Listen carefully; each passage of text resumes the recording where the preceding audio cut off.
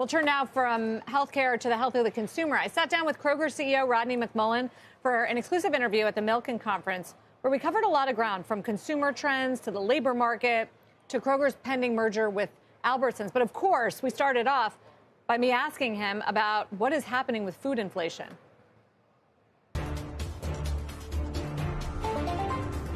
If you look at inflation, you can start seeing inflation is starting to slow down. And obviously, that's a good thing for everyone.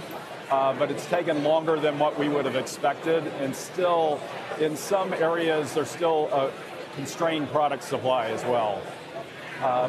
From an economy standpoint, people that are on a budget are definitely changing their behavior. So they're moving to our brands.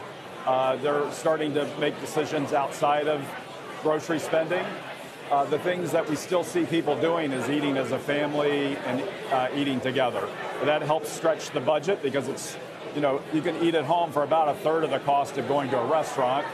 And then you also sit down together as a family and eat. So that's something that's been helpful for us and continues to be so. It's something that you and I have talked about for a number of quarters now. More people looking for the discounts and trading down to generic brands. Has that picked up? Is it getting worse? We don't look at it as getting worse because we're really proud of our brands, and the quality of our brands is just as good as any national brand. And if it's not, we won't have it. I guess what I meant is the financial strain on consumers. Yeah, it's fascinating because people initially do it because of the financial strain, but the repurchase is because they find the product's really good. So if you look over time, our brands has continued to gain share over the last several years. And whenever the economy is tough, we gain a disproportionate amount of share, and you're able to maintain that when the economy gets better. Because obviously at some point the economy is going to get better, and then, it's just a matter of time. Have you seen any impact as a result of the expiration of the emergency food benefits? Yeah, if you look at SNAP, we can definitely see a change in behavior from SNAP customers, and that's pretty broad. And it's been kind of throughout the last year or so, because in some states they had eliminated the emergency a year ago. Some are just now doing it. But there is no doubt you can see people in their household spending, they're not spending as much, or they're using credit cards and things like that to pay for part of their food purchases.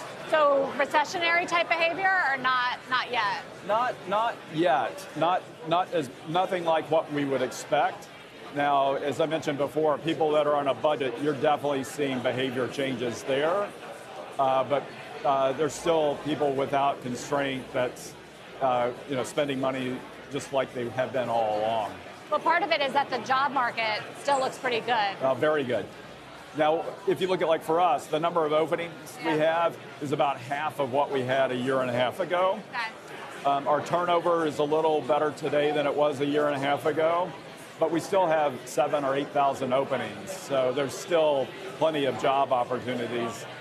So the labor market is still tight, but not as tight? Is that right? Yeah, that would be a very good way to say it. And what about on the wage front?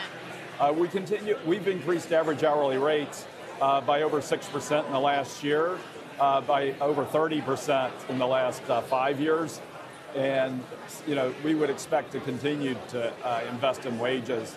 And if you look at the merger with Albertsons, as part of that transaction, we've committed to invest $1 billion in wages as part of the combined companies as well. And, for us, as we improve productivity in other parts of the organization, we take some of those savings and invest it in our associates. You mentioned the Albertsons deal. How is that going, the back and forth with the regulators? We're exactly where we thought we would be at this point in time, and we always had expected that it would be 2024 before we'd be finished, and we continue to expect to be 2024. But it's one of those things where we appreciate the engagement with the regulators because we know communities will be better off. We know our associates will be better off, and will improve the value for the customer in terms of the value for the money. And those are all things that are good. Are you getting good indications? Because the Biden administration has blocked a lot of deals lately. Yeah, we're too early to have any kind of indication other than it's an active dialogue and process. Rodney McMullen, CEO of Kroger, at a very noisy time during the MILKEN conference. The MILKEN conference is often noisy given the public venue. We are front and center. Set up, CNBC.